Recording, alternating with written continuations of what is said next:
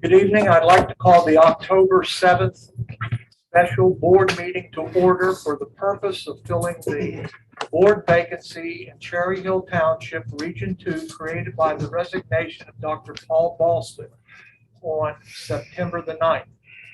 Roll call, please, Mr. Muscatello. Mrs. Dalton. Here. Mrs. Eckenrode. Here. Mr. Hardesty. Here. Mr. Larch. Here. Mr. Polenick. Here. Mrs. Williams. Here. Mrs. Tate. Here. Mrs. Smiley. Here. I'm here. Mr. Johnson. Here. Mrs. Dolges. Here. Mrs. Eglin. Here. Mr. Grimaldi. Here. Mr. Dalton. Here. Mr. Gramley. Here. Mrs. Peterson. Here. Mrs. Dalby. Here. Dalby. And Mr. Safran is not here. Okay. We're good. Thank you. Let us stand for the Pledge of Allegiance. Mr. Polenick, would you lead us in the Pledge of Allegiance, please? I pledge allegiance to the flag of the United States of America and to the republic for which it stands, one nation, under God, indivisible, with liberty and justice for all. Thank you, sir. You're welcome. May we have a motion to approve the agenda as printed or add, alter, or delete any items? I don't believe we have anything other than the agenda is printed. I'll make the motion. Thank you, Jill. Second. Thank you. Motion by Mrs. Eckenrode, the second by Mrs. Williams. We'll do a voice vote. Yays and nays, yay. All in favor? Yay. Opposed? Thank you. All right, we're going to go to the interview of the candidates. As you know, Cherry Hill Township Region 2 seat became vacant on September the 9th. Because the resignation took place within the 60-day window of the 2021 general election, the new board member will serve until the first week of December 2023.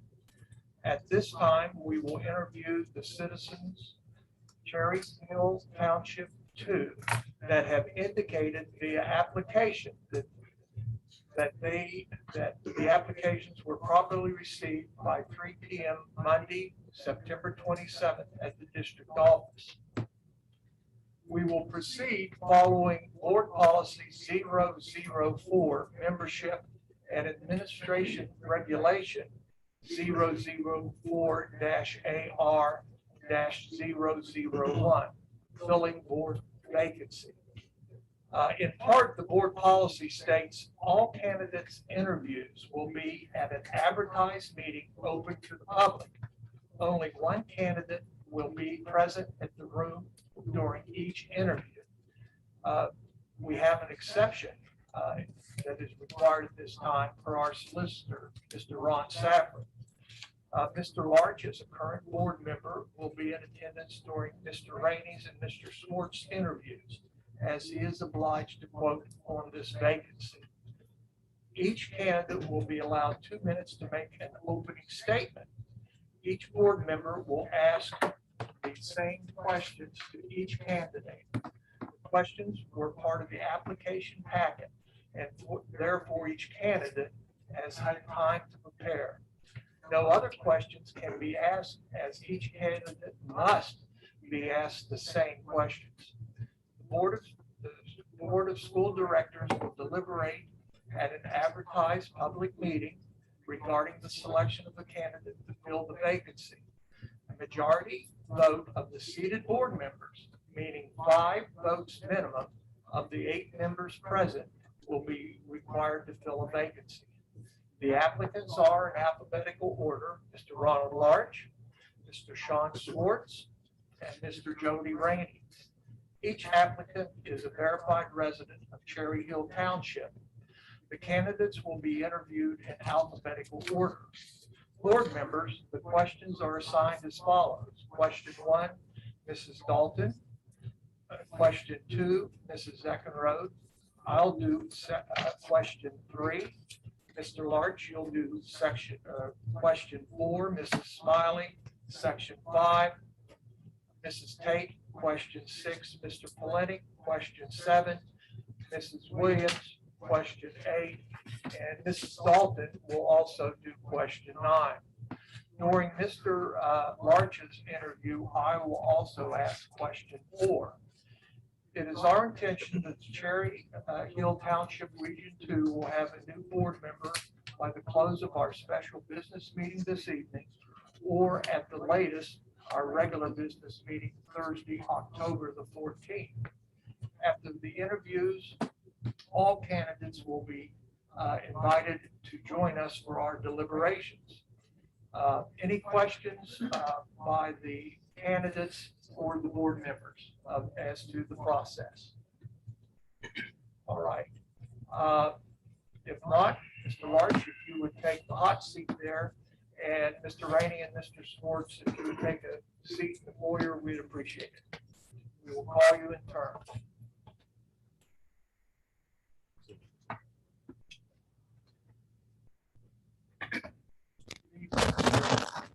Well, good evening. Welcome. Good evening. Tell us about yourself. All right, I'll give you my opening. I am a resident of Cherry Hill Township. I lived in the district 22 years now. I have 3 children, two daughters and a son. They are all grown. I am an empty nester. All 3 of my children went to this school, Penns Manor. My 2 daughters are employed now, but they moved out of the area. One lives in Pittsburgh and one lives in Center County. And presently my son is enrolled at IUP. Let me give you a school history I think a lot of folks don't know about me. I graduated from Hempfield Area Senior High School. That's down by Greensburg in 1985. And when I graduated there, I graduated with a diploma from the VOTEC as well in power line construction. I used that diploma and I was able to get a job in 1985. It was kind of tough for folks getting out of school without a degree to get a job, but I was able to get a job as a foreman for a telephone pole inspection company. And when I was in the foreman training, it was interesting that I was the only one there without a degree. I was training with people that had graduated from Penn State with 4-year degrees, but I was there earning the same amount of money as them and had my position there. But that wasn't enough for me. There's a lot of traveling around. You know, I kind of wanted to put my roots down. So, but let me back up. It's always funny in my whole career. Every job I've ever taken has always ended up in Indiana. Every job. When I was at the company that I talked about, Osmos, where do you think some of the poles were to be inspected? In Indiana. Then I'd left that company and I did some cable TV work for a private contractor because that was what I had, was my trade. And guess where the job was? Indiana. Then, that wasn't quite enough. So I wanted to put my roots down, as I had said. And I got a job at the local welding supply. It's called Harvey Company at the time over. But when I asked where the job was, guess where? Indiana. And they were all around. They had branches in Punxsutawney and Johnstown and Greensburg. And I was living in Greensburg at the time. But guess where I ended up? Indiana. And the ironic thing is, when I got my job there, I was 19 years old. And the boss at the time said, come on, Larch, we're going to take you out. And I'm going to take you on a sales call. And you'll never guess where we went. Penns Manor School. We were teaching the students in Jake Dvornik's class, MIG welding. And this was the first place that I came to.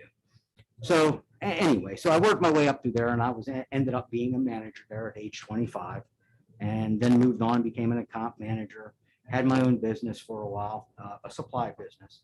And now I'm an area manager with 23 people under me at a local propane, well, a national propane company.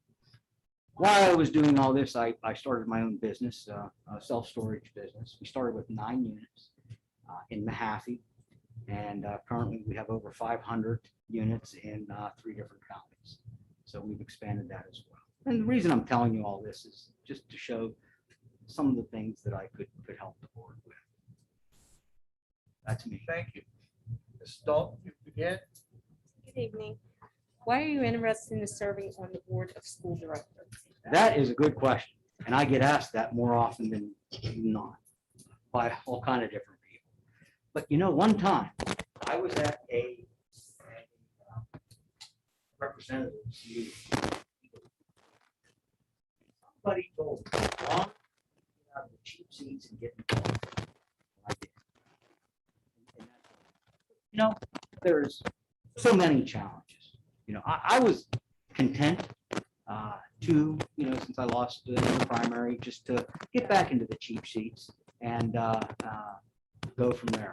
But there's just so many challenges going on, and so many people have approached me. So I decided to stay on. You know, another thing, I bring balance. You know, a lot of times my opinion, you know, I'm the odd guy out, but you know, in the long run, that makes the whole board strong because you hear from other opinions and diverse thoughts. So I think that's a good thing. Another thing is, you know, I'm really not, I've lived here 21 years. I have a lot of friends, but you know, I don't have friends and family that are involved in the school. And so I can look past all that as well. Thank you. Okay, thank you. Two. Mrs. Eckert. Mr. Large. Yes. What do you perceive to be the responsibilities of the board of school directors? Another real good question, something I ponder. But you know, the real responsibility of being in the school director, of course, is the kids, the children. That's what we're here for. And then the business of education. But you know, I think the school board needs to set direction, have a vision for the district and where we're going, both financially and educationally. And also we adapt, we oversee the budget. We've been here numerous nights talking about that. You know, and we also adopt policies and we give the board direction. And I believe that's what we have to do as a school board member. Thank you. Thank you. Mr. Larch, how do you think the school district can improve students' academic achievement and the staff's professional development? Well, if that's almost like two questions, you know. But the students' academic and professional development, we need to set high, clear expectations and have quality work. We need to maximize the time that students are engaged. And, you know, we're really not in the classrooms, of course, we're the board of directors. We can't micromanage, but we need to make sure that there's time set aside for the appropriate people to do that type of work. As far as the professional development, we need to recognize high quality work, training and accomplishments. And we do that here as a board, but we need to recognize it. You know, we need to involve other members, you know, maybe teachers in some of our goal setting. You know, maybe even have regular meetings. I'm just throwing some ideas out there. And we need to do that as well. Thank you. Number 4, what are the strengths of our district, Mr. Larch? Well, the strengths, that's a good one. You know, the size of our school is small, and I really feel that is a strength because we are agile and we can adapt and change to different things that are going on. You know, what I have seen in my 4 years here is that we do have a caring staff, teachers, and administration. We have good people that work here, from what I've seen. And you know, having a soft spot for vocational education, the ag program is a definite strength to our district and actually brings revenue to our district. Something I dearly love. Thank you, sir. Mrs. Smiley? Good evening. What do you consider to be 3 of the most pressing issues facing the district? Well, constant pressing budget issues, of course. Every school district has that, but that is something. Employees, and I think that's around the whole country now, not just in school districts, in every job. I know it is in the company that I work for. Employees, finding good teachers, administration, and staff. And then another thing that mandates, all kinds of mandates, funded, unfunded mandates. You know, we are a local school, and I do love that. But we still want our local control, and that's the way this was supposed to set up to be. We want somebody in Harrisburg, not somebody in Washington. So it seems like there's more and more people trying to get in our business, but don't really have to sit. So that's the three. Hey, Good evening, Mr. Larch. Yes. Good to see you. Yes. What qualities, skills, talent, and/or experience would you bring to the Board of School Directors? Well, as I had brought up, all my business management skills and everything that goes with the business management skills in my career, and also my own personal businesses. But employee management skills, people skills. I feel that I do have good people skills. I was in sales, and I do have people skills and just overall experience. I hate to say it, but I am 55, and I've been around the block a few times.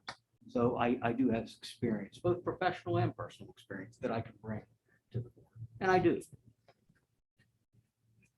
Thank you.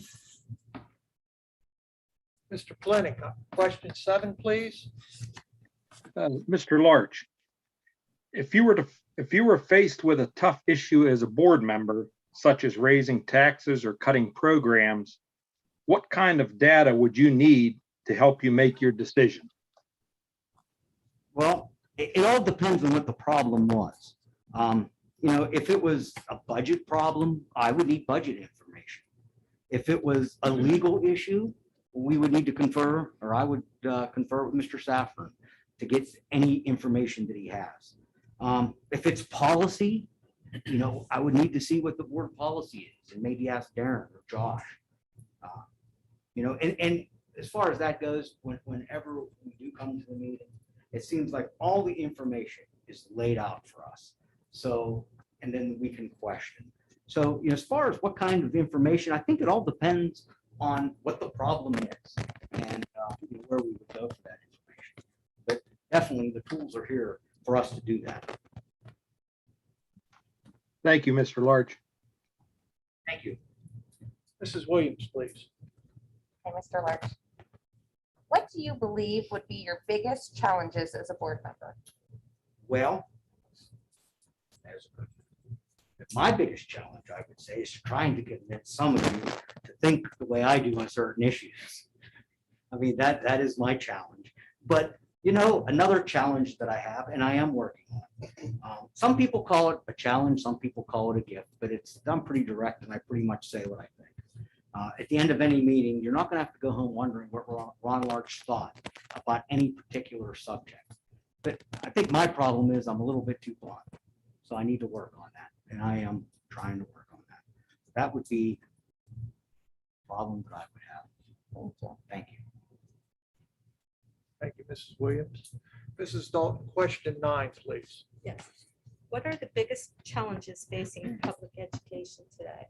Well, one of the number one challenges that I feel is mandates. And you can lump anything into the mandates as being a challenge. It eats up all of our time. It eats up a lot of our expenses on mandates. And like I said, there's enough of them to choose from.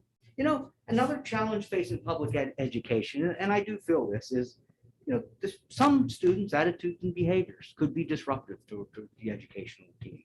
And that needs to be worked on. And as I had said before, employees, getting good employees. Now, this is a general thing. This is not Penn's Manor. The question was public education and employees. Maybe if some of these places had the right employees, you wouldn't have challenging student with bad attitudes and behaviors. So I do feel that is 3 of the issues that are challenging school districts today. I think that was 9, right? Can I buy back a couple of my first minutes? I think it was 2, Sure. right? I think that whenever you look at across the country, I really feel, and this has to go to question number 1, is why? Why? I don't have any children. Maybe I'll have grandchildren someday. I don't know, but why? When you look across across the country, places that have problems, one thing that they have is poor school system. And the school is the foundation for the community. I honestly believe that. If you have a good school and a well-run school, then you have a good community. And, you know, it's not just maybe the educational aspect of it, of course, but it's also maybe not having out of control taxes so the community can prosper as well. So, you know, having said that, that's the reason that I want to continue on as a school board member. Thank you, sir. Thank you. Take your seat. Josh, would you bring in Mr. Let's say, Mr. Sport? Mr. Wright. Mr. Rainey. RS. Yes.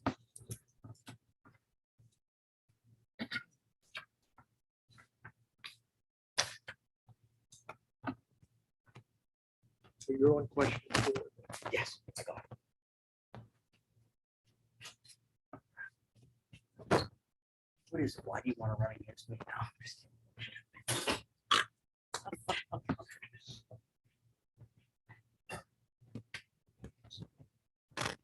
Evening, Mr. Rainey. Evening. Thank you for your interest in this position. We want to know a little bit about yourself before we get to our 9 questions. Floor's yours.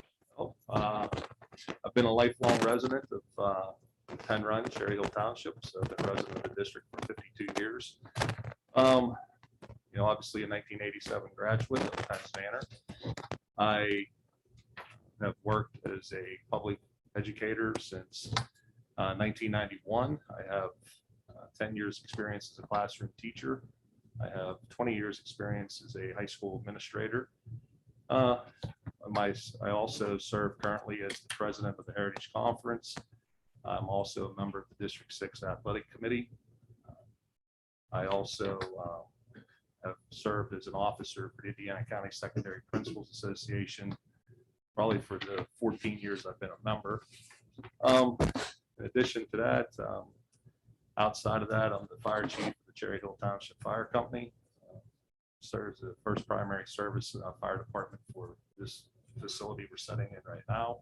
I've been a member there since for 35 plus years, since 1983.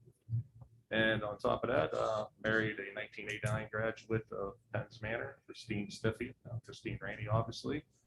2 children, Trey, the 2020 graduate and valedictorian for Penn's Manor. And my son Luke is currently a senior at Penn's Manor. So that's pretty much me in a nutshell. Very kindly, sir. Ms. Dalton, you want to start our questions, please? Yes, Mr. Rainey, why are you interested in serving on the board of school directors? I think it's pretty simple. I believe I have something to offer. I think this is the right time. I've kind of played with the idea of considering being a member of the board for a while. Just the opportunity presented itself, so I do think I have something to offer. I also, you know, based on my community service, I think, which most people know about, I've always been raised to believe that you should give back to your community. You should do what you can to make your community a better place. I think the opportunity to be a board member provides me that opportunity to make our community better.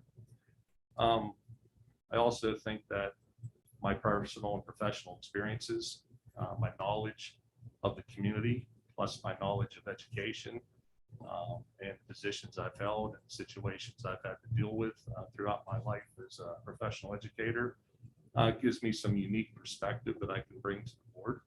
And I just think too, personally, it's a chance for me to experience some personal and professional growth. I've seen every aspect, I think, of education except for being a board member. So I look forward to sharing my perspective, but also learning from everybody else that's on the board about the selected candidate. Thank you. Mrs. Eckenrode? Good evening, Mr. Rainey. Good Thank you for being here.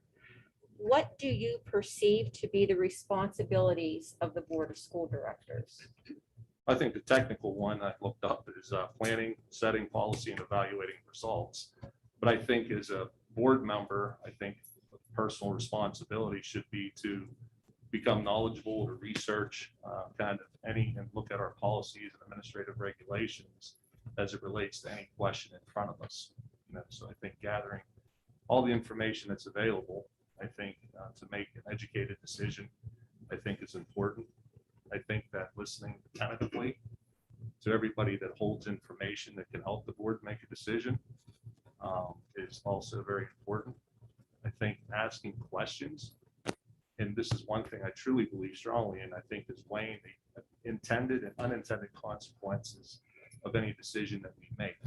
You know, sometimes if we're too quick to make a decision, that solves our immediate problem, but it would create 5 or 6 other problems that we need to be thinking ahead of the unintended consequences of any decision that we make.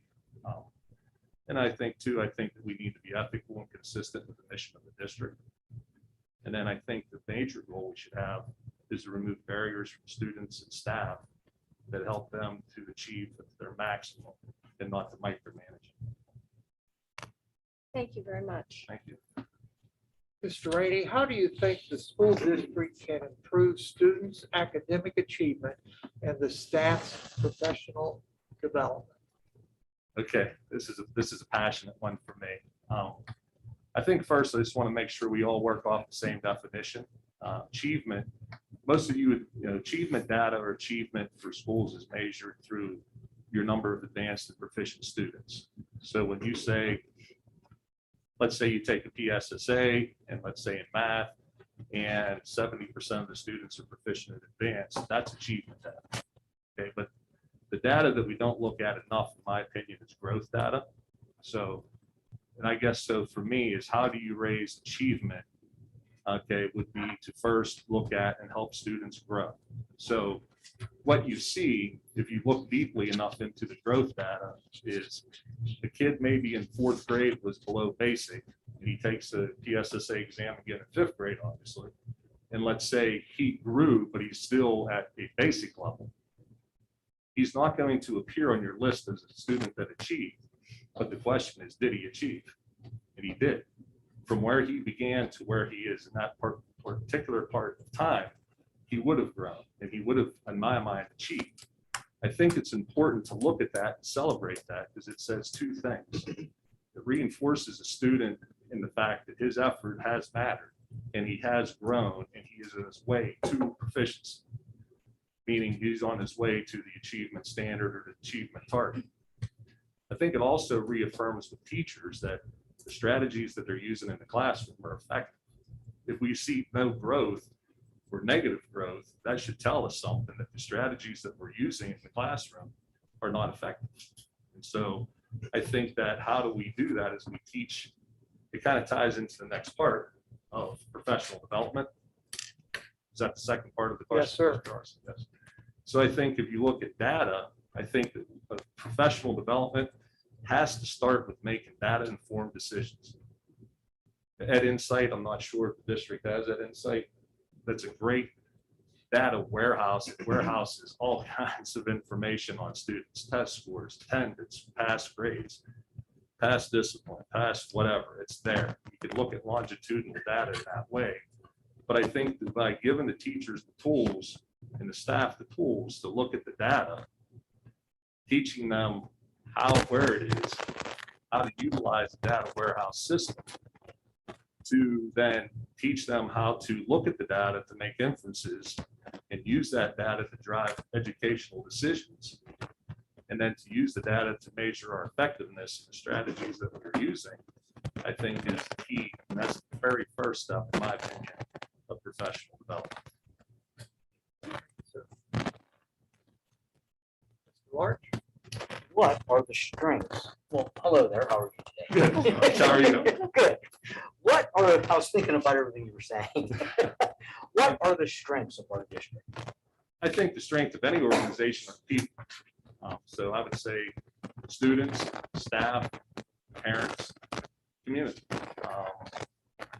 Specifically, I'd say I believe Mr. Johnson is a strength. I've had the pleasure of working with Mr. Johnson when he served as principal. I will tell you that I see him as somebody of a man of integrity. I think he is a phenomenal leader in the district. I think that he's not afraid to tackle the difficult issues and questions. And I think that, you know, because of that, the tool, the mechanism, the leadership that is needed to take the district where we want to go that's already here and exists.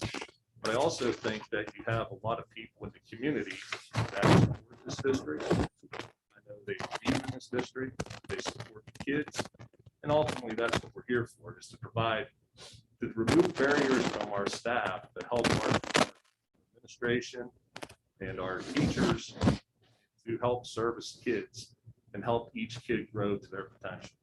So I think the strength is in our people. My wife makes fun of me. Your facilities, as far as the outside grounds, they're phenomenal. I think they're very well kept. I think it shows that Mr. Dalton has his crew and them take a lot of pride in the way that the district is presented. I know firsthand, because of my position in the fire company, that at least your safety and your fire systems and stuff are updated. And I see things, and the one thing that happened here, it was because of the district's need or desire or push to get public water to the building that provided water to the township, at least in the Penn Run, Chestnut Ridge areas.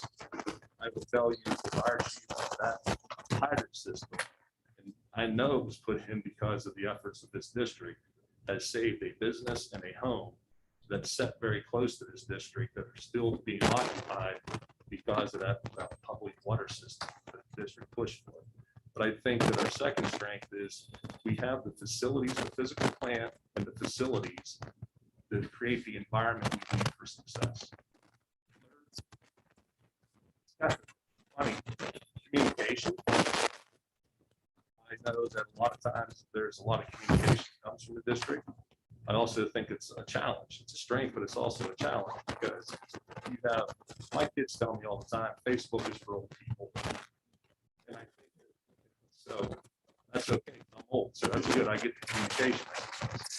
But I think that finding multifaceted ways to present the information and communicate with all stakeholders, not just the community adults, but also get the kids engaged into what's going on in their school, highlighting the things that they're doing that's positive, you know, and moving to things like Twitter, Instagram, and other avenues and facets of communication would be important. I think we're good at communication, but I think we can always.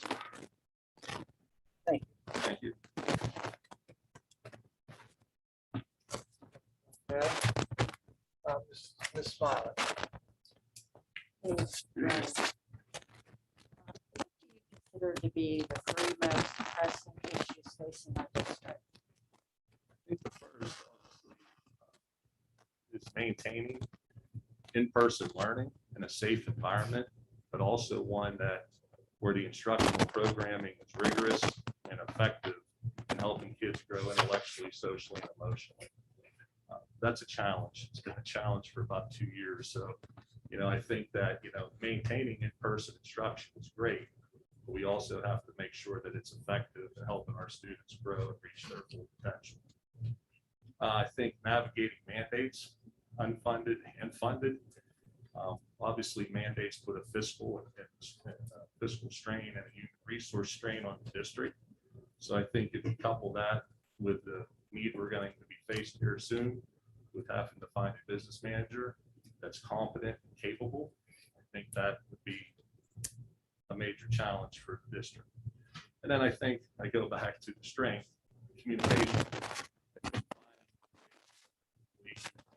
Faceted platforms to communicate with all so they can see lots of things happening in the district, but also to do our work with transparency, I think is a challenge because I think we need that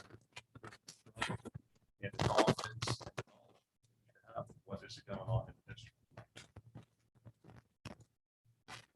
Mrs. Tate? Good evening, Mr. Rainey. Good evening. Thank you for coming this evening. My question is, what qualities, skills, talents, and or experience would you bring to the Board of School Directors? I wrote this down for myself a little bit. Qualities, I'd say I pride myself in work ethic. I always say that I might not be the smartest person in the room, but I challenge anyone to outwork me.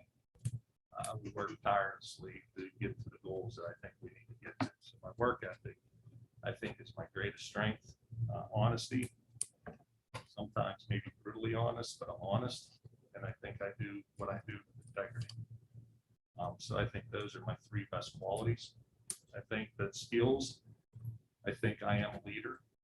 I'm not trying to boast when I say that. I think that my track record proves that I've been placed in positions of leadership in almost everything I've done in my life. So I do think I'm an effective leader. I think I'm a good problem solver. I think I'm a good problem solver because I can look at things multifaceted, and I can look at the intended and unintended consequences when I'm solving problems, and usually make the one that's best decision. And I do think I'm an effective communicator. So I think those are my three best skills. And then I just think my talent and experience, I go back to my opening statement where I think just my diversity, my knowledge of the community, being a resident here for 52 years, being connected with certain things that happen at the school, happens at the school, being involved in some of the things like, safety planning and things of that nature. I think that my years in the classroom, I think I have a good perspective of what teachers need in order to be successful. I definitely have a knowledge of what administrators need to be successful. And I think my experience, I've been the treasurer of the fire company since 1997. You see that we're building the project that we're building now out in Penn Run Fire Station. I think I have some fiscal knowledge and fiscal abilities to make projects happen. And again, I go back to, I just think my experiences on outside things such as District 6, Heritage Conference, Principals Association, and things like that also add to my talents or experiences that will help. Thank you. Well, Mr. Plenick, your question, please. Good evening. If you were faced with a tough issue as a board member, such as raising taxes or cutting programs, what kind of data would you use to help make your decision? that's a good question. Because I talked a lot about data. I think it starts with, before we approve any program, I think we need to hear what's the objective of the initiative or the program? How are we going to implement it? How are we going to collect data to measure its effectiveness? And then once we do that, how are we going to sustain that program for the long term? So I think I'll go kind of backwards. I think before we even think about cutting a program, I think we got to have an effective way of approving programs and initiatives first. But if it gets down to the fact where we're working in budget and we are short in our revenues, I think that what we need to do first, I think that what you do, this is how at least I prefer it to be done, is let's say the number is 150,000, 200,000, whatever it is we're trying to find. I think we give that number to the superintendent, to Mr. Johnston. I think he goes to his department leaders, not only the principals, but maintenance, technology, cafeteria, all the different department chairs, and tell them, we need this much money, go find it. If people come back and they can't find any cuts, then I think that we have to consider at that point, I'd want to know the data of what programs that we have, and I want them to prove to me why they're effective and why we need to keep them.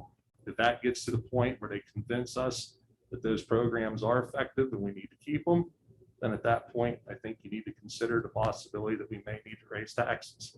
I know that's a terrible thing to say, but it's the only way that we can raise revenue. And I'd rather see it be small increments than one big hit. I hope that answers. All the other thing, as far as budget too, one of the things I'd want from the business manager is I'd want to see our actual budget versus our actual expenditures and our revenues. So in other words, I know like at our school where I work, we had a 97% rate where our budget to actuals was like within 97% accuracy. So I think that sometimes if you look close enough, you'll see, okay, at the end of the year, did we end with a surplus? Did we over budget, overestimate? Did we underestimate? And so I think that looking at those actuals sometimes you can make decisions based on that as far as the revenues are concerned. And the need to cut programs or the need to raise taxes can be sometimes found in just making sure that our budget to our actuals are actually relatively on target and in the high 90%. Thank you. Thank you. Mrs. Williams. Aye. What do you believe would be your biggest challenge as a board member? I think it's the biggest challenge in life is balancing your family, your job, and in this case, my responsibilities to the board if I'm a member. That's a challenge, because obviously family needs to come first. My job is what provides for my family. And then obviously I have a responsibility. If I sat on the board, I'd have the same expectations of myself that I currently have for you. And I say that all the time about my job. I have the same expectations of myself, my children attend here, that I have for Mrs. Dolges. Why should anyone expect less than I expect? So I think one of them would be balancing those responsibilities. I think this would be a quick curve for me, but getting current with the issues that you guys are currently debating or currently considering, getting up to speed with just where the board is with the questions that are before you. I don't pretend I know everything that's going on up at Penn's Manor here. So I think this getting up to speed and educating myself on the current issues would be a challenge. And then last, I honestly look at challenges as opportunity. So when you have a challenge, you have a problem, it's a chance to grow, it's a chance to learn, it's a chance to improve. So I think there's just that is always the challenge. When you see a challenge, sometimes you only see the problem, but you don't see the possibilities that exist with a good solution. So I think that trying to be deliberate and trying to be thinking and think of a problem as an opportunity to grow and an opportunity to improve, I think it's challenging to always be that way, because sometimes we can get so caught up in the problem that we don't see the opportunity. Thank you. Thank you. Lastly, Mrs. Dalton, number 9. Mr. Rainey, Yes. what are the biggest challenges facing public education today? I think one, balancing our financial resources to meet the operational needs of the school and in all levels. I mean, obviously instructionally, but I also think maintaining our human resource pool, our technology, our physical plant, our facilities. I think that facing that with unfunded and funded mandates is a major challenge to find enough funds to continue to enhance the district and continue to maintain and grow it. So I think that one is obviously finding the balance fiscally to make sure we're taking care of all levels of the organization. I think number 2, I think it's remaining competitive with profit schools such as Cybers. In the world of COVID and moving to technology, and there's other options out there for families and things like that.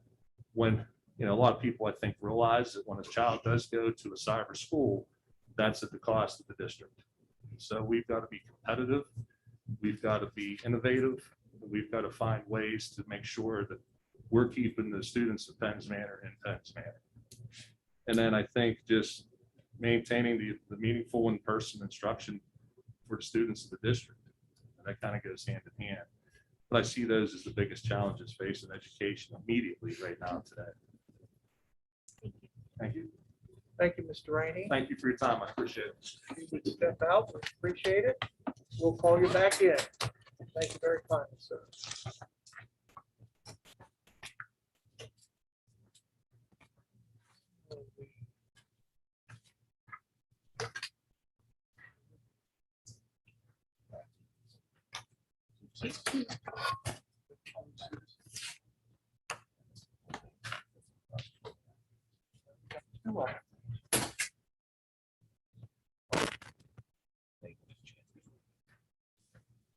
Sorry about that, Mr. Schwartz. Welcome. Thank you for your interest in your school district.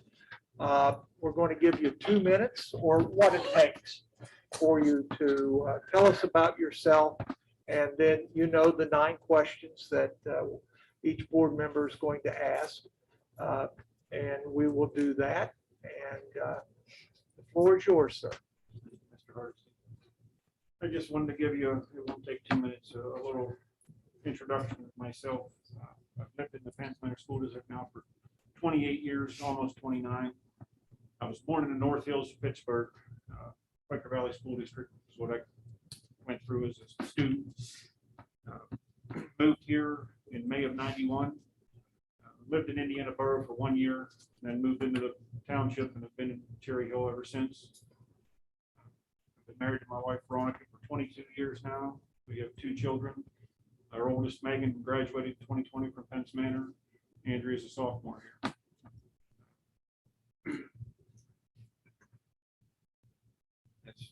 All right. Mrs. Dalton? Mr. Schwartz, why are you interested in serving on the board of school directors? So, a number of things I considered earlier, a couple years ago, running, and decided it wasn't the right time.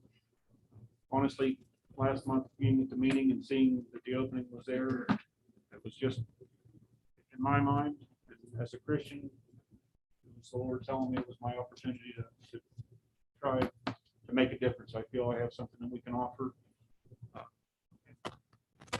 Things that have been troubling for me over the several years now since the reassessment. Pence Manor has been the only school out of the whole Heritage Conference every year raising taxes. I'd like to see if we can start holding the line a little bit better and not keep burdening the citizens with these increases. And we have some faculty that are very dedicated and great people and do a wonderful job. There's a few that I feel are not maybe up to standard that I'd like to see if there's any opportunity that we can address that for students' sake.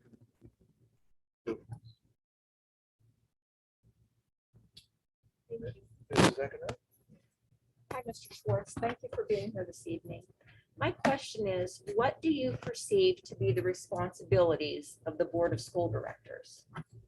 You know, a school board in my mind, maintain the building, the grounds, staff, and all to the greater benefit of the students and as a service to the taxpayers. Try to do it as fiscally responsibly as we can. Thank you very much.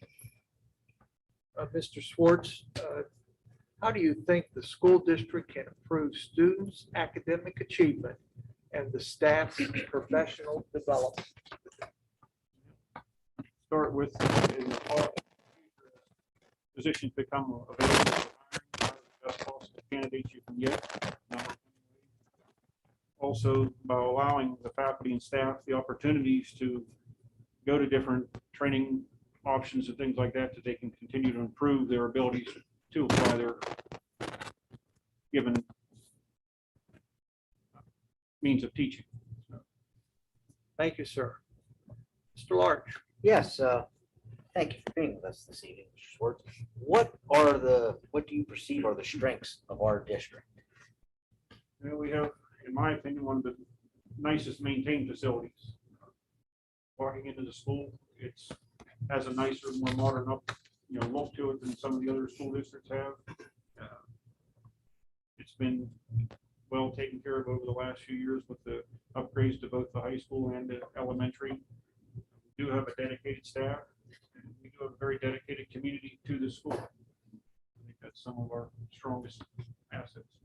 Thank you, Mr. Schwartz. Ms. Smiley? Good evening, Mr. Schwartz. What do you consider to be the 3 most pressing issues facing the district? Shrinking tax base, increasing cost of operation. This is a little more of a personal one, but the loss of the family structure in the community. I feel we have a lot of kids who are going home to a parentless situation. They may be parents there, but they're not really having parents. I think that's a big problem.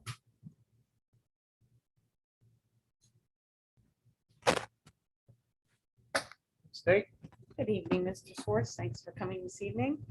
My question to you is, what qualities, skills, talent, and or experience would you bring to the board? Now I have the ability to work through problems as a team member. I understand budgeting and business operations for 29 years. I've now been at the same job, helping to run a successful business. I've had right around 15 years of being the chair of trustees at our church. And we maintain the grounds, the facility, numerous rental properties, so forth. So it's not the same, but has very similar restrictions and limitations that you've got budgets and you've got to live within your means. You're doing things for the greater whole, not just yourself. Thank you. Mr. Plenty. Good evening. If you were faced with a tough issue as a board member, such as raising taxes or cutting programs, what kind of data would you need to help you make your decision? Without knowing a specific topic there, I would say that the most important thing is just gathering all the pertinent information to what you're dealing with so that you can make an educated decision and not just an off the cuff thought process. You've got to be able to do things sometimes logically, not just passionate. Thank you. Ms. Williams? Hey, Mr. Schwartz. What do you believe would be your biggest challenges as a board member? Learning and knowing some alternate sources for funding. That's probably one thing that I'm not as strong on. Trying to find ways to solve the tax increases. I'm sure that not everybody on the board wants to raise taxes every year, but there's obviously limitations of what can be done. So you've got to figure out ways to stop that. And honestly, this is one that give me, I think I'm from left field, but planning school consolidation. I see it's coming and we've got to be ready for it. We cannot continue to operate facilities with the numbers of students that we have in the whole local area. Thank you. Up there, Mrs. Dahl? Mr. Schwartz, what are the biggest challenges facing public education today? Again, in the state of Pennsylvania, the shrinking tax base. We're an older state and we've lost a lot of industry, so it continues to be a burden. Some of the state mandates that are placed upon the school board handicapping the schools from doing some of the things they may like to do. And the redistribution of the wealth from the taxpayers to other schools, it's a struggle. I don't feel that it's right that monies that we pay into this school taxes don't all go to our school. That becomes a challenge. How is that fair? If we help fund schools in Philadelphia, Harrisburg, Pittsburgh, wherever it ends up being distributed, because somebody in Harrisburg decides that's where the money's going. All right. Thank you. Thank you very kindly. And again, thanks for your interest. You may go back to Mrs. Schwartz, and if we could get Mr. Rainey in, please.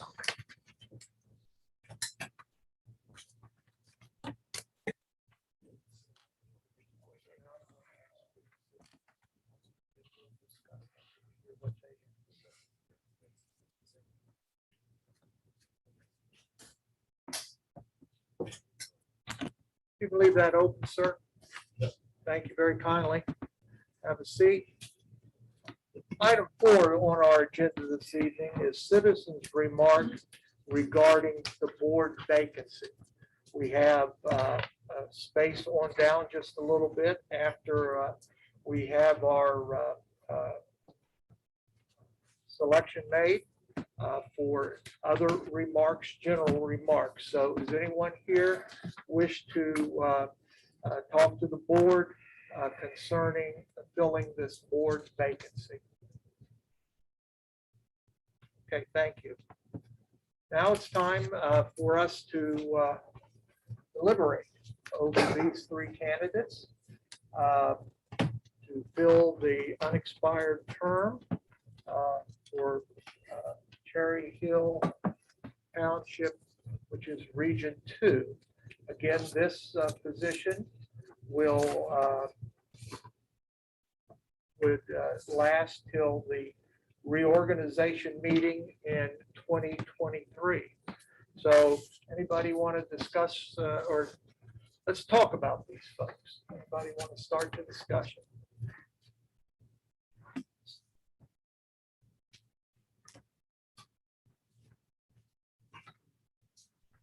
so they all look at me. I know. I think we have three fine candidates. We have known quantities. We have quantities or candidates that all three have expressed an interest to serve the district. I'm excited about that. Seldom in a election cycle do our have two or more candidates for a seat. So that is exciting. There's a good chance that, of course, in 2023, one of y'all could put your hat in the ring and run again by filing all the appropriate paperwork. And of course, as we all know, present seat on the board isn't an automatic way to stay on the board. We all ask the same questions. We've come up with them as a way to hear specific ideas that the candidates will have. Again, this is an extraordinary process because coming in an election cycle, you don't have to answer these questions. It's a shame we don't, but seldom does someone ask such probing questions. Now, if we have the process will be, we've passed the deliberations. If we have nothing else to say at this point, I would be open to a motion to appoint someone, a qualified elector of the district, as a member of the school directors of Penns Manor Area School District to fill the vacant position for Region 2, Cherry Hill Township. The newly appointed board member shall hold office until the first Monday of December 2023. Again, if I may back up just a moment, it is a requirement to have a majority of the present members that are presently members that are counted here tonight. So that means it would need to be 5 or more votes for an individual candidate. Do I have a motion? Can I say something first, Yes, John? I'm of sorry, I course. thought you were just gonna start. Oh, okay. I'm sorry. That's okay, you're okay. Go right ahead. I just wanted to first of all thank all three of you for being here. I know it's a bit of a nerve-wracking thing to sit here, but I really appreciate it. I've worked with Mr. Larch on the board now for years now, and I know Mr. Larch, and I appreciate everything he's done. Ron said tonight when he spoke, he said, no one ever leaves a meeting not knowing what you think. And I think that might be one thing we have in common, because I'm kind of like that too. I'm pretty vocal and pretty open with my opinion too. So that's one thing, and I appreciate that quality with you. Mr. Rainey, I'm very, very impressed that not just because of your qualifications, but because of how busy you are, that you've even, considered taking the time to do this. So thank you. Mr. Schwartz, I just wanted to comment to you personally that at the last meeting, I appreciate the fact that you stayed for the entire meeting. I had made that comment, and that really struck me. I appreciate, and I know someone else stayed too, and I appreciate the two that stayed. I do appreciate your being here this evening, and for caring enough to be here. And this isn't going to be an easy decision, I don't think, because for many reasons, but I feel good that we have three people that I think any of you would be an asset to the board. So for that, I thank all three of you. What else? Open for a motion. John, I'd like to make the motion to nominate Sean Schwartz to fill the seat. Thank you. Do we have a second?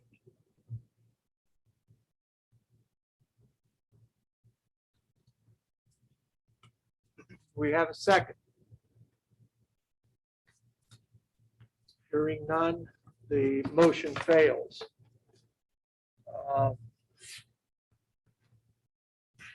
Since the motion fails, may we have a motion for one of the remaining candidates? Mr. Hardesty, I'd like to make the motion to nominate Jody Rainey to fill the seat. I'll second. I have a motion by Mrs. Eckenrode, a second by Mrs. Williams.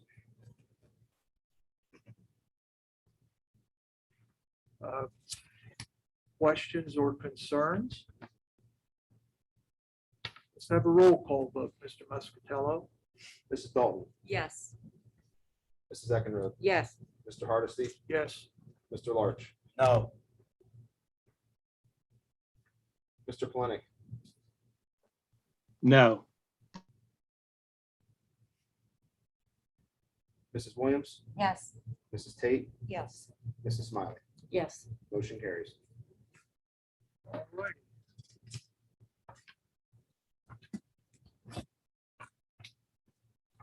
Thank you all.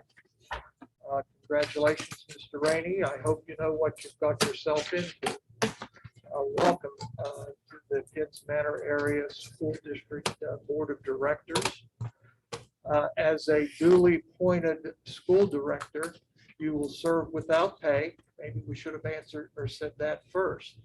Before entering upon your duties of office, you shall take and subscribe to the prescribed oath or affirmation that will be administered by Mrs. Nicole Peterson, the Notary Public. Mr. Rainey, please come forward. That'll make.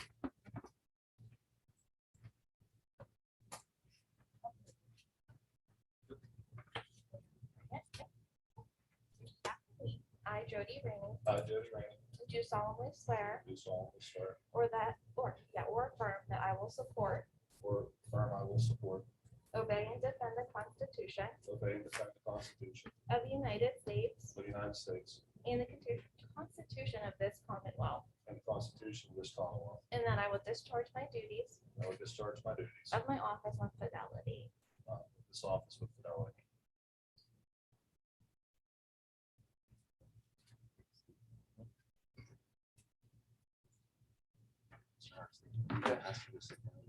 Yes.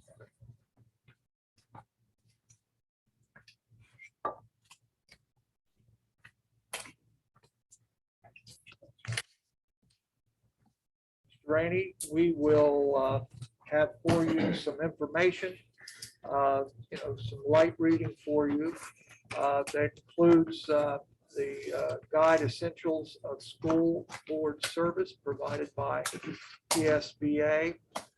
Also, Superintendent Johnson and myself will sit down with you to provide some orientation. Folks, our committee meeting will follow very shortly here, and our next business meeting will be, no, I forgot, didn't I? Citizens' remarks. I do apologize. You have the list, Mr. Muscatello? So are you doing, yeah, there's another citizen's remark. Yep. You're doing mouse now? Yep. Okay. So as a reminder, anybody who signed up to speak can speak for up to 5 minutes. I will call your name. Please have a seat at the microphone there. And the first on the list is Mr. Chris Cameron, 1335 Route 403 Highway North. Parent would like to talk about the topic of masks.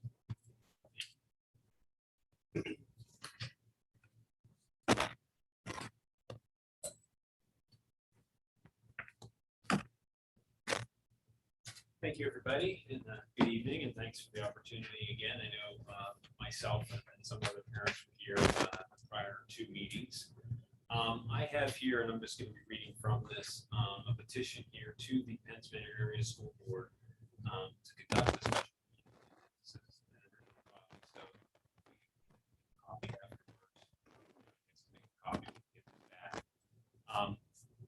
reiterate a couple things. Our PA state representatives have made public statements in support of our school boards maintaining local power, as many of the candidates had spoke to well. Decide whether masks will be required or not. On August 31st, pointed out that local school boards still will have power. We are a commonwealth, not a monarchy.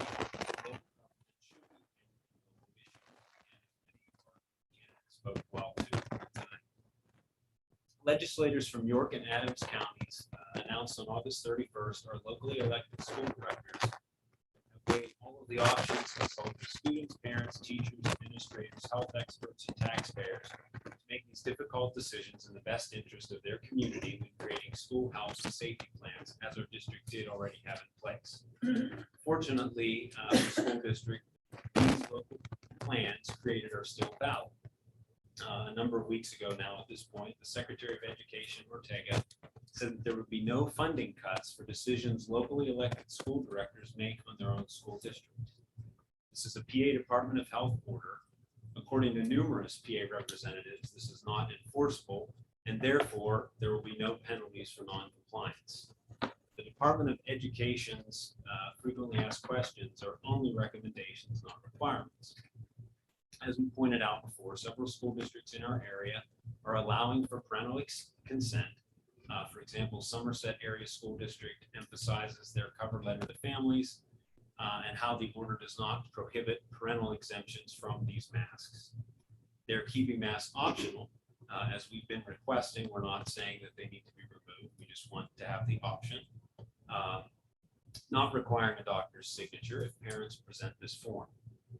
Penns Manor Area School District could use this example or develop our own form. The board has the power to create this option and vote at a special meeting to implement. This would serve as a good middle ground for those who want to keep mask optional for our district and mitigating liability for any sort of non-compliance to the order. The Penns Manor Area School District would not be defying the order. We would simply be offering parents the option if they completed the form. So on this petition here, we, the undersigned, or concerned citizens and parents in the Penns Manor Area School District urge our board to conduct a special meeting and cast a vote on allowing parental consent for the wearing or not wearing of the facial cover. And again, that's defined in the PA Department of Health order of this year, 2021. So, you know, again, this is, I can give this over to Bobby. You know, we're just asking, you know, our board members to speak about it and take a vote on it. We've talked once before, and, you know, we're going to continue to work on this issue. I mean, I know there are many issues in the district, but this is kind of a basic issue that I think will flow into other issues. And it's the option of the board being able to make a decision. We're just not willing to parents, again, the candidate spoke very highly of it.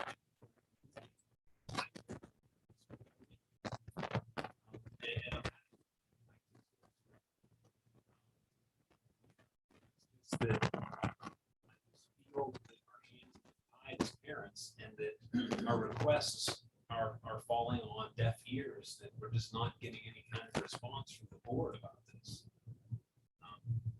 If other districts are doing it and not having a legal problem, and you know, the governor's not coming after them, I think Penns Manor can step up and take back the control and go with the plan that we had. Thank you for your time. Thank you. A Matthew on the list with no last name. Can I get a last name? Sorry, Lapso. Lapso, okay. LAPSO. Okay, 245 Morris Street is a parent would like to talk about masks.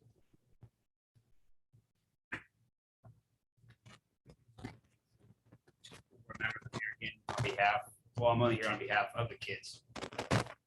Like he said, I brought back from last time we were here. This is Edgar Road, I believe your name was. You were saying about worried about being sued. The school, I'm not sure if you guys know about it. I'm surprised your lawyer didn't tell you guys about it.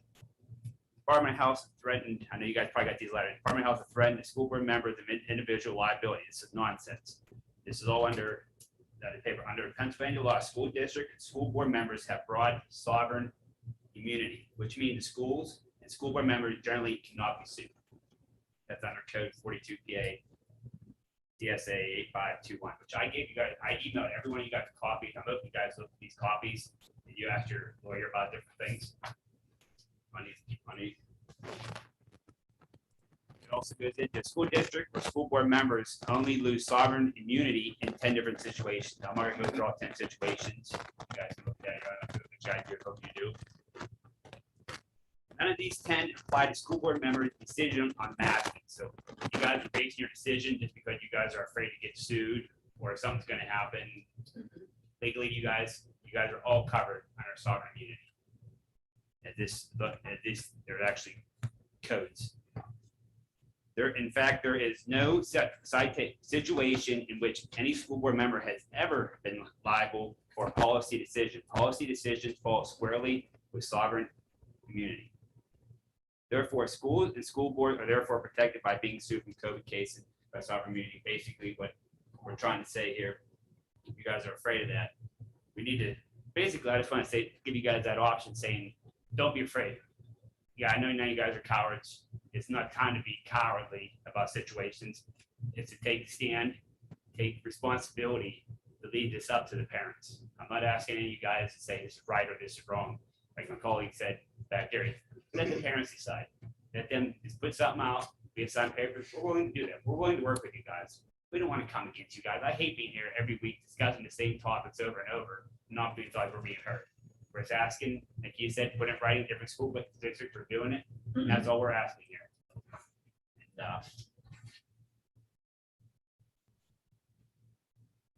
that'd be it for me right now. So thank you.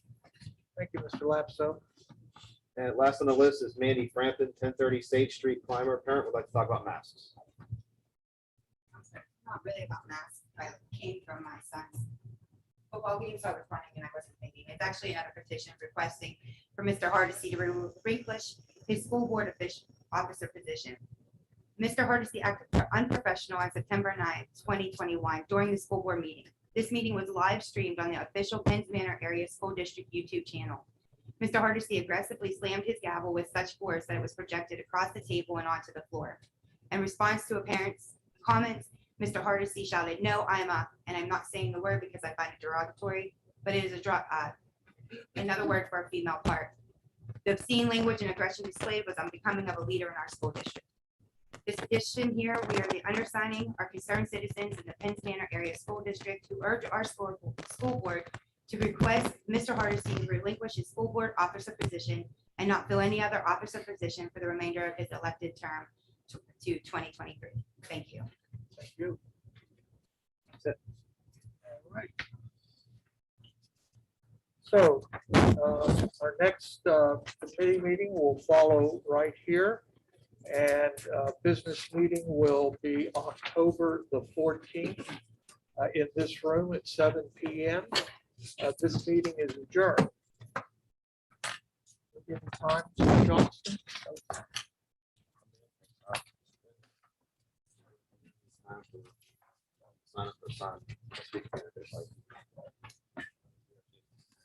Citizens remarks.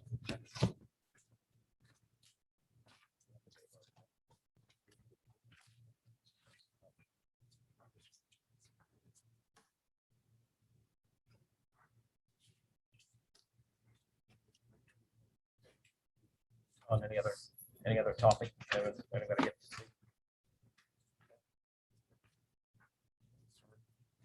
All right, Mr. Johnson, proceed with the committee meeting, please. Sure. So if you take a look at the committee meeting agenda, I will preface the meeting saying to board members that we'll have a number of things to talk about in executive session. So we'll go through committee public first. So first, if we move down through the agenda to program presentations, I do just want to update you on the Comprehensive Strategic Planning Committee. So the committee has been meeting every month here in this boardroom, and we have a variety of people making up that committee, from students to staff to parents that sit on that committee. So far, the things that we have done is revise the mission statement and the vision statement. We'll be showing you next month everything that we have in that comprehensive plan so far as a draft. The committee also has looked at the draft of the special ed plan, along with the gifted plan, and has started to look at the needs of the district for the next 4 to 5 years. So all of those things are taking place each month. And again, although we've had a couple board members, all board members are welcome to attend that, along with anyone else that's in the public. Moving along, nothing under negotiations this evening, nothing under curriculum, and moving on to budget and finance, 6A. We're asking the board next week to approve agreement for extra math agreement. And that is an attachment in your hard copies or on the online agenda. So you can take a look at that. That is a total cost, if you're approving, of $512.50. That's a school license site-based subscription for the entire elementary school. Any questions on that item? Okay. Moving along to buildings and grounds. You all recall, in fact, someone even this evening had mentioned that we had gone through the energy savings program with McClure Company. And one of the final objectives that we need to do is take a look at our measurement verification report, just so that you know, Buildings and Grounds Committee or any other board members are welcome to attend. We have set a meeting on Monday, October 18th at 6:30 in this room. And a representative from McClure will be going through that report. Questions? Okay. Moving along to 7B, MPR condenser issue. Just recently, we have determined that our condenser unit is not working on top of the multi-purpose room. Mr. Dalton had that inspected and is getting that repaired. At first, and when we talked as administration, we thought that the cost of that might be to have to replace 2 condensers in that unit, which could cost anywhere from $10,000 to $15,000. However, today, in taking a look at that unit, we have a leak, and we need to get some Freon, that type of thing, to get that up and running. So in my discussion with Mr. Dalton after today, we're probably talking the max to get that unit operating again. It's $5,000.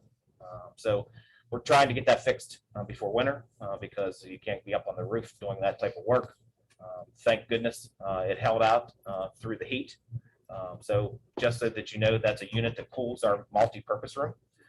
So we have entered in the temperature right now that not many people's noticing, but we do need to get that repaired. Anything else you want to add to that, Mr. Dalton? Pretty much takes care of it. Exactly what's going on.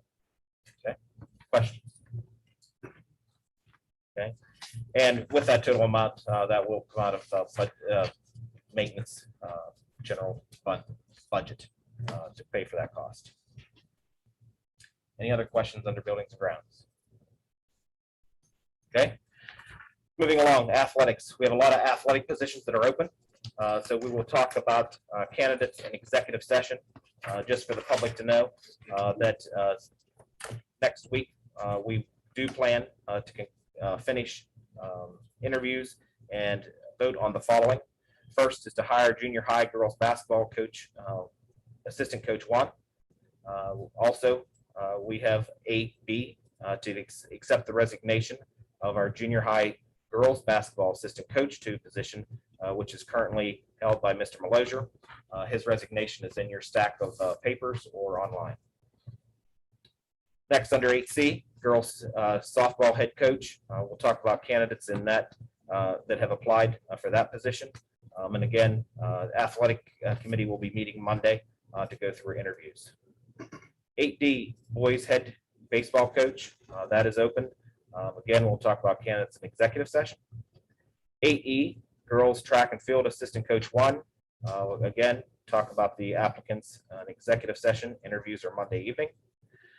8F, approve winter sports volunteers. You can see listed in the agenda that we have some volunteers that we'll approve next week. And 8G, hire junior high girls volleyball assistant coach 2. And we have gone through those interviews with the athletic committee. Any questions on any of those athletic positions? Okay. Yes. Volunteers Yes. Megan, MEGAN, Schwartz, SCWA. Okay.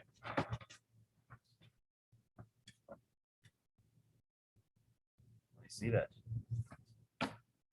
Thank you, sir. We'll have it corrected for next week. Thanks. Any other comments? Okay. Next, under transportation, we do have some substitute drivers for you to approve next week. Nothing under public relations or policies this evening. Correspondence, I do want to pass around 2 articles. I'll just pass them around to the board members. Just want to note, both of them have come from Mr. Gluntz. And let me just read a little bit of what he has come and talked to the board in the past about school districts being able to serve whole milk. And again, both of these is just a promotion and asking that the board considers helping in the legislation to try to get whole milk back into schools. Just a real quick, back in 2010, the United States Congress passed a bill prohibiting whole milk from being served in schools, which President Obama signed into law, citing nutrition concerns for students and economic impact to the dairy industry. And then, so he's asking that you as a board keep that in mind and help promoting the selling of whole milk, particularly to help out the dairy industry too. Also this evening, I do, and I first have to apologize because I've held off on these certificates. Because each month I keep thinking, well, it'll be better to do it next month. So I do have 2 certificates to present this evening. First is to Mr. Muscatello, Pennsylvania Certified School Business Administrator from PASMO. And so just so you know, it's just not a situation where a person pays for dues and they get the certification. So in order to get that certification, the business manager has had to complete at least a minimum of 48 credit units. So he has done that.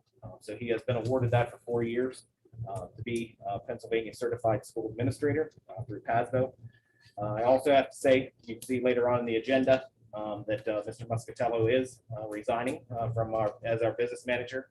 So I just do want to say on behalf of the administration and the board, thank you for your service. Appreciate the support and the things that you brought to the table. So thank you, sir. Thank you. Thank you, Joel.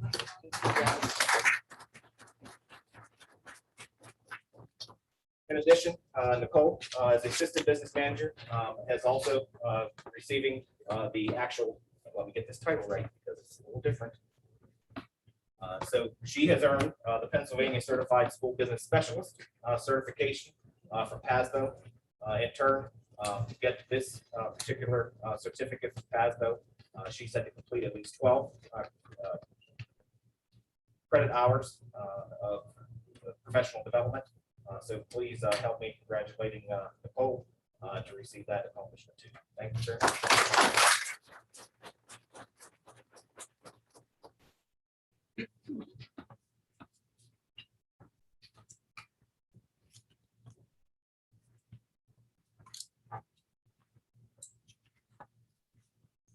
Okay, moving along, new business. We'll have a motion next week, as I mentioned, to accept the resignation of Mr. Muscatello as business manager and board secretary. 13B, we have guest teachers for you to approve, along with substitutes listed in 12 or 13C. Any questions on those last 3 items? Sorry, I know I'm moving along. Yell at me if you have questions. Next week, we have a request under the PMEA contract for a leave. We'll talk about that more in detail in executive session for that particular request. 13E, approved senior class trip to Washington, D.C. and Baltimore. There will be a motion on next week. Just to remind you, usually we do all of our trips in one batch, but we do have a board policy that if anybody goes out of state, it's a particular board agenda approval motion. So that will have its own individual motion next week for you to approve. Questions? Okay, Next, 13F, we have an FMLA request of a support staff member for you to approve next week. Then we have two of our teachers who are to be advanced, obtaining enough credits to be advanced on the pay scale in the teacher's contract. Both of those are listed there, Mrs. Horwatt and Mrs. Brody, 13G and 13H. Any questions on those? Okay, and moving along, 13I, we have two vacant instructional assistant positions, one of which will be effective October 15th. And then we have a second one that will be effective November 1. We have gone through those interviews and we have recommendations to talk about those candidates this evening in executive session. Questions? Okay, next, 13K and 13L. We have two long-term substitutes that are needed. One is in special education that will run here in about a week through May 2nd. Then we also have a health and phys ed long-term position that we need to fill from now till Christmas break. We'll talk about those candidates in executive session. Questions? Okay, next, 13M. We'll have a motion next week to hire a 2-hour instructional assistant. We've come to a situation where we have a need in our pre-K that is students that need support. So we're having to ask someone in the instructional assistant category to work 2 hours in our pre-K morning session. That motion will begin from now, well, after the board meeting, till semester break, which is approximately the middle of January. So we'll have a motion for that. Questions on that item? I emailed you all as board members. I know Mr. Rainey wouldn't have gotten my email, but got the background of that before. And last under new business, 13N, we do have a student issue to talk about, and that'll be an executive session. There are a number of items that we'll talk about in executive session once Mr. Hardesty adjourns the meeting, but there will be no business tonight coming out of that for board action. Anything that we discuss in executive session would end up being motions next Thursday and will be on the board agenda Tuesday. Just so you know, as all community members that are here, we publish our board agenda on the website 2 days prior. So every Tuesday afternoon, Mrs. Peterson makes sure our agenda is published on there. That's all I have except for executive session, Mr. Hardesty. All right. Mr. Dorson. Yes. I just have a question here. If we could circle back to the buildings and grounds section. I just wanted to talk, not on the agenda there, but I had a question posed to me by a community member in regards to some of the topsoil that we had removed from the football field and stockpiled, and asked when we had the ability or when we did put that material out for bid because it's since been removed. And I just wanted to know if we did get bids out on that, or how did we approach that? We did not do any of bids on topsoil. In fact, I believe we have topsoil here. You tell me.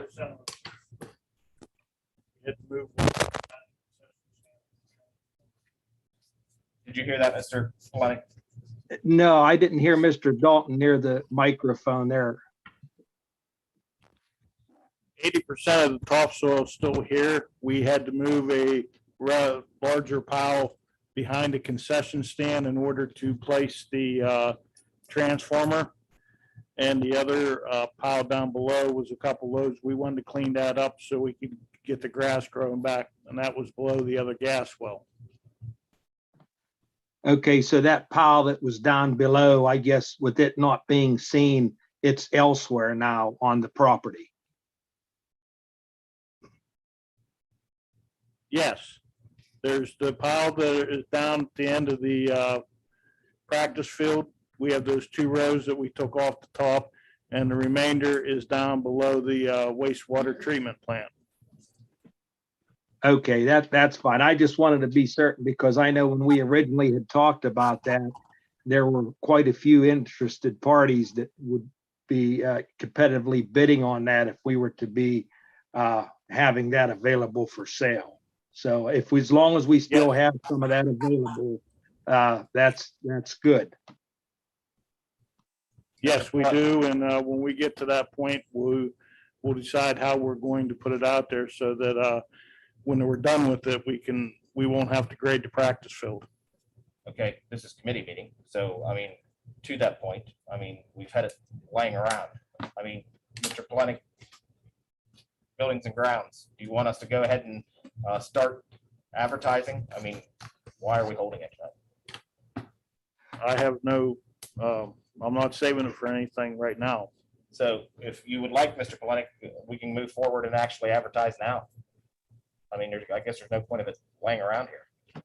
Yeah, and that was probably the point I was getting at, is if it was a matter of our needs on our property, if those needs have been met, anything that's available to maybe bid out, I would maybe go ahead and suggest doing that.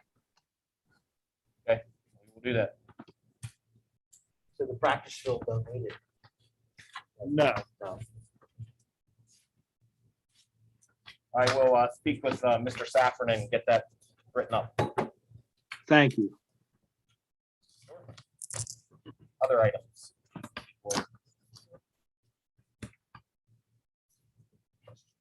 Yes, Ms. Swartz.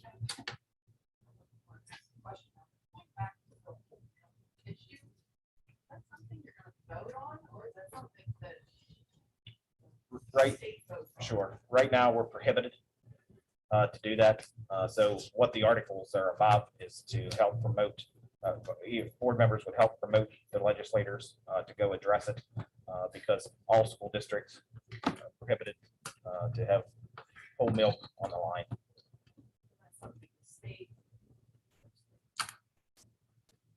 Yes. Just to clarify, it's actually a federal issue. It's not a state issue. The federal government passes that mandate down to the state government. The state government passes it down to the schools. Was actually passed under the Obama administration. And if you don't know, full fat milk is 8% milk. We're not allowed to serve 8% milk here. When that legislation was enacted, we were allowed to apply for waivers for 3 years. Those waivers have expired. We can no longer apply for them. We were serving full fat milk here for a while. We can no longer apply for those waivers. And so we're back down to 2%, 1%, and 2%, 1%. So that's it. That's all we have an option to serve. So it's really,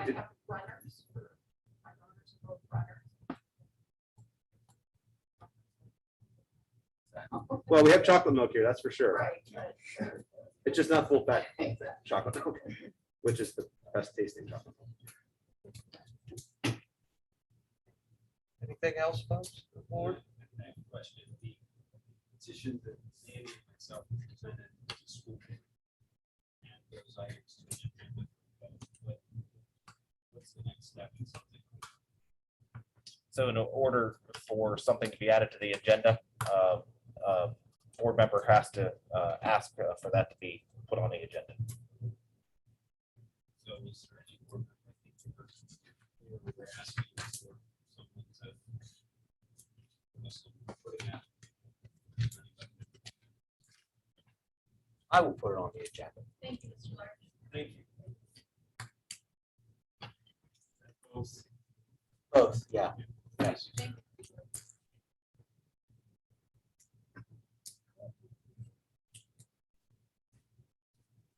Anything else, folks? All right, this committee meetings, or this That's right. committee meeting is adjourned. We will go into executive session. Thank you.